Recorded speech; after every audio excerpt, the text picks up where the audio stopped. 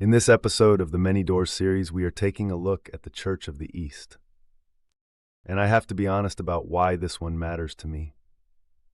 Most of the traditions in this series I grew up near, or argued with, or stood at the edge of. This one I almost never got the chance to meet. Not because I rejected it, because like most people, I was never handed it.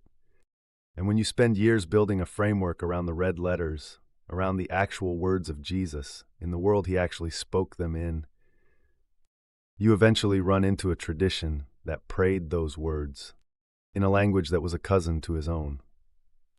And then you find out that tradition was nearly erased from the story. That got my attention. So let me show you the door I almost never knew was there. While Rome built its church in the west and Constantinople built its church in the east, there was a third movement already growing, east of both of them. Not in the Roman Empire at all. In Persia, in Mesopotamia, in the land that is now Iraq and Iran. This is the Church of the East. No emperor behind it, no imperial protection, no legal cover.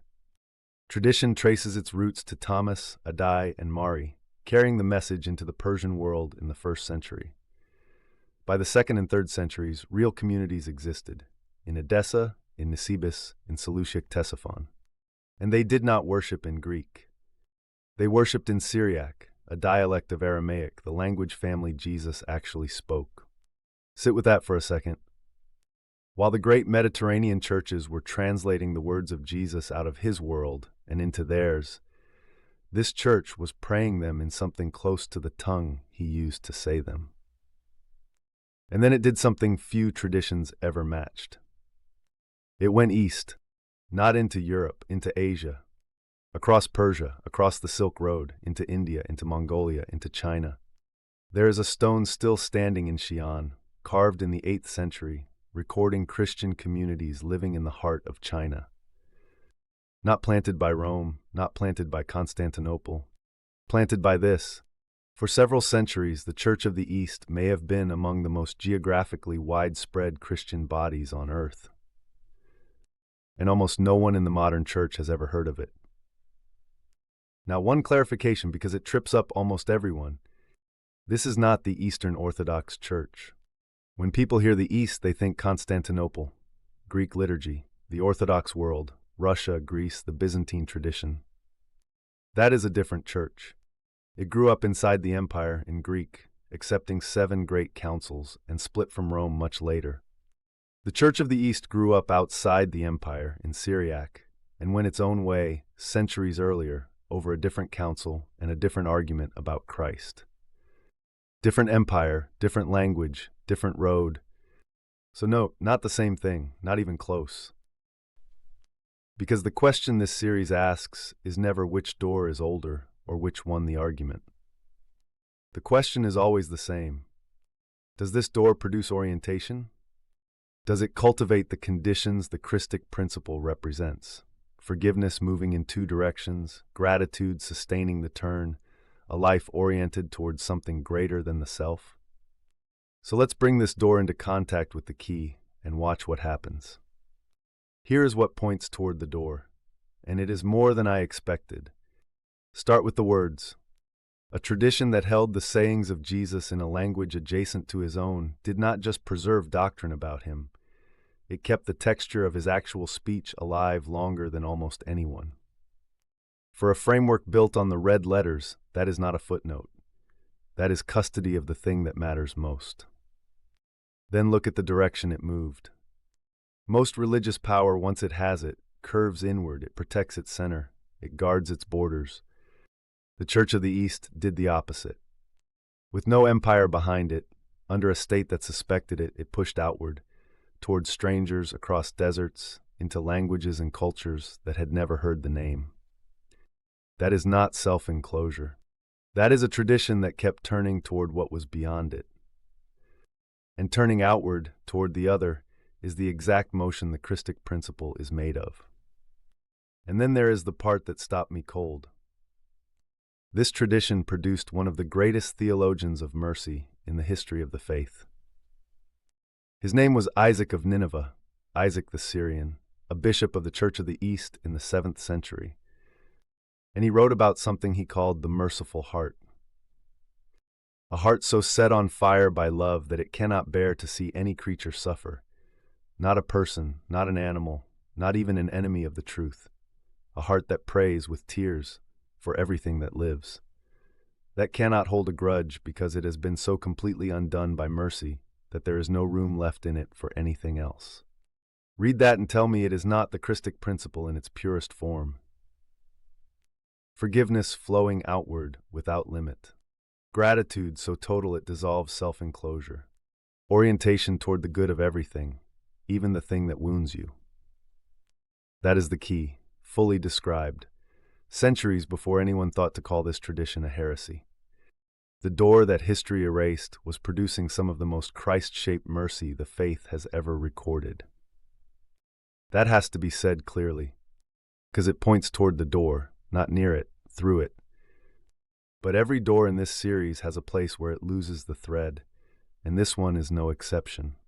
The danger here is not in the mercy is real.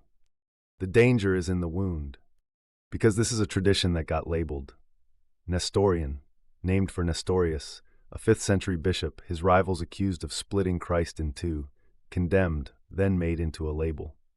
And that's a name it never accepted, attached to it by churches that held the empire, the language, and the power to decide whose story counted. And then it got shelved, pushed to the edge, largely written out. When that happens to a person or to a whole tradition, there is a pull, a gravity. The wound starts to become the identity.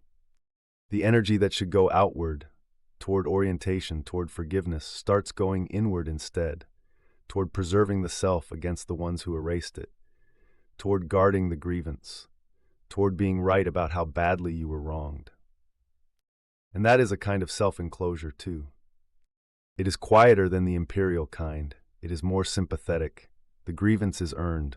The wound is real. But a tradition that organizes itself around the injury done to it is no longer fully oriented toward the door. It is oriented toward its own scar. That doesn't mean every living branch of this tradition is trapped there. It means every erased tradition has to wrestle with that gravity. There is a structural version of this too. A church that survived 15 centuries of pressure by holding on, by preserving the liturgy, the language, the line of transmission, can quietly let survival become the goal, where the point stops being orientation toward Christ and starts being continuity for its own sake. Preservation is not the same as direction. Holding on is not the same as turning. And the thing about the merciful heart, Isaac described, is that it does not hold on. It lets go in every direction at once. So when we bring the Church of the East into contact with the Christic principle, here is what survives. The custody of the words of Jesus in a tongue close to his own. The outward motion, faith carried toward the stranger instead of hoarded at the center. And above all, a theology of mercy so complete that it describes the key better than most traditions that were never accused of anything. These do not just point toward the door. In Isaac, they walk through it. What is harder is the wound. A tradition can carry some of the purest words on forgiveness the faith has ever produced, and still struggle to extend that forgiveness to the church that erased it. That is not hypocrisy. That is the human condition. We always preach past where we live, but it is the place this door has to keep turning. And here is what is beautiful about it. The Church of the East already contains its own answer. It does not need to import the key from somewhere else. Its own greatest voice already spoke it, the merciful heart that cannot hold a grudge against anything that lives. The tradition that was erased by a label produced the very mercy that would let it forgive the ones who erased it. The key was inside the door the whole time.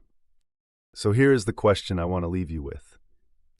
The Church of the East carried Christ farther than most Christians today realize, across empires, deserts, and languages, toward people the rest of the church would not reach for another 1,000 years. It made almost every journey outward that a faith can make.